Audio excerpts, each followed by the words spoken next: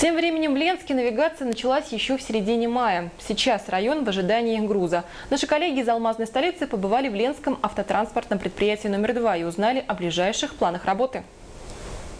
Первые суда по навигации доставили в Ленск груз различной номенклатуры – металл и металлоконструкции, цемент, технический груз, в том числе и тяжеловесный. На долю второй автобазы выпала доставка буровых установок и другого сопутствующего оборудования на северные площадки, конкретно в поселке Светлый и Айхал. Сейчас, когда первые грузы уже доставлены получателю, в самой автобазе затишье. Отсутствие груза даже заставило пересмотреть традиционную схему работы в навигацию. Из плановых 2000 часов второго квартала мы уже выполнили 1000 часов по речному порту. Сейчас ожидаем завтра, послезавтра подход еще судов.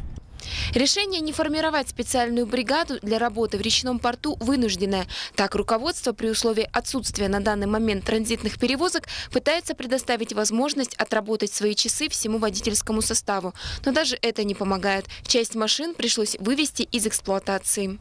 По транзитному транспорту ситуация маленько неоднозначная сложилась. Часть машин мы вывели из эксплуатации, 28 единиц.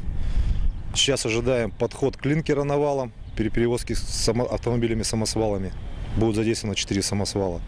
Поступление клинкера именно навалом без предварительной фасовки ставит для автобаз определенные условия перевозок. Здесь уже полуприцепы не подойдут. Перевозить его можно только самосвальным парком. Но он в наличии есть, и проблем с перевозкой возникнуть не должно. Кроме нетерпеливого ожидания груза, на предприятии ждут пополнения автопарка. 8 сидельных тягачей «Вольво» и 1 автомобиль техпомощи должны поступить на вооружение автобазы уже в самое ближайшее время.